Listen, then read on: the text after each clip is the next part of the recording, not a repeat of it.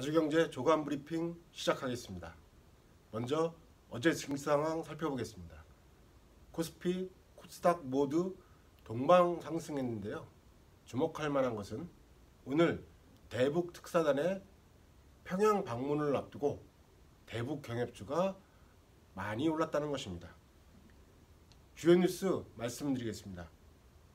국내 경기가 하강이냐 아니냐를 놓고 연일 논란이 뜨겁습니다.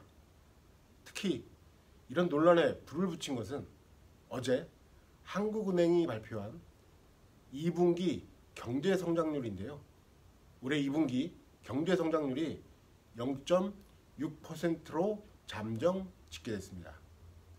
지난 한 해 3% 경제성장을 이룬 상황에서 비록 2분기이지만 0%대 경제성장률을 기록한 것이 도화선이 된 것인데요. 이는 작년 2분기와 비교하면 그렇게 낮은 수치는 아닙니다. 당시 경제성장률도 이번 2분기와 똑같이 0.6%대였습니다. 정부가 아직 경기 하강으로 보기 어렵다는 입장을 밝히는 이유이기도 합니다. 문제는 당시에는 박근혜 정부의 탄핵 정국이어서 경제 전반이 최악이었다는 것입니다. 반면 올해는 문재인 정부의 정책이 반영돼 기대감이 높았음에도 불구하고 0%대라는 성적표를 거둔 것입니다. 특히 투자와 소비, 수출, 수입 등의 지표가 1년 반 만에 가장 부진하게 나타났는데요. 이제 관건은 3분기에 달려 있습니다. 전통적으로 우리나라의 경제 지표는 상저하고를 나타내고 있는데요. 특히나 3분기에 어떤 실적을 거둘 거냐에 따라서 1년 전체 경제 성장률이 결정이 된다고 볼 수 있습니다. 정부 관계자도 우리나라 연간 경제 성장률 목표 달성 여부는 3분기에 달려 있다고 밝혔는데요.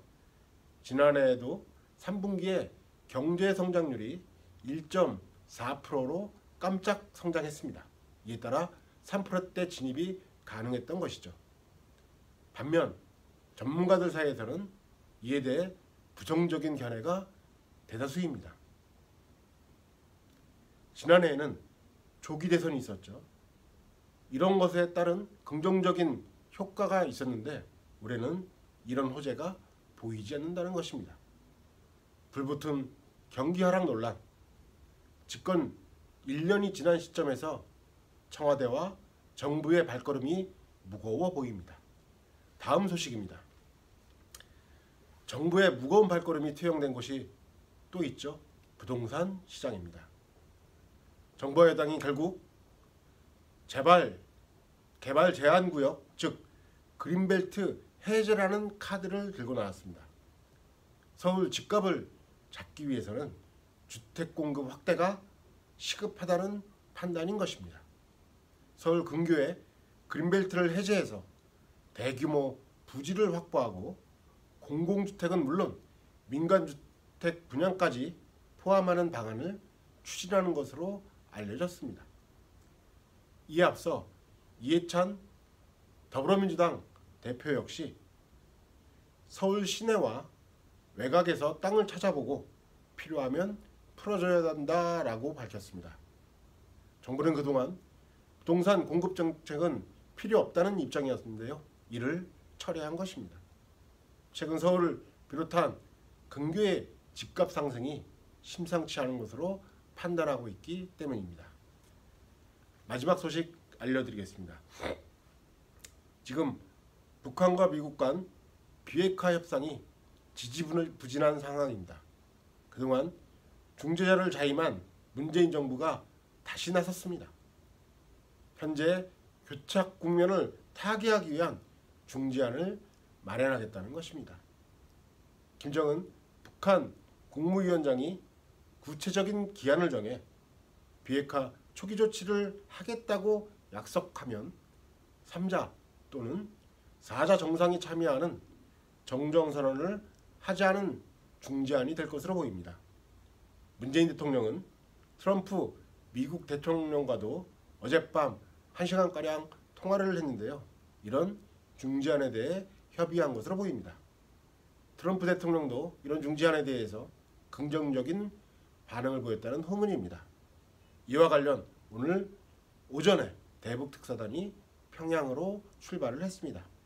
이 자리에서 이런 중재안이 북한 측에 전달될 것으로 보여집니다.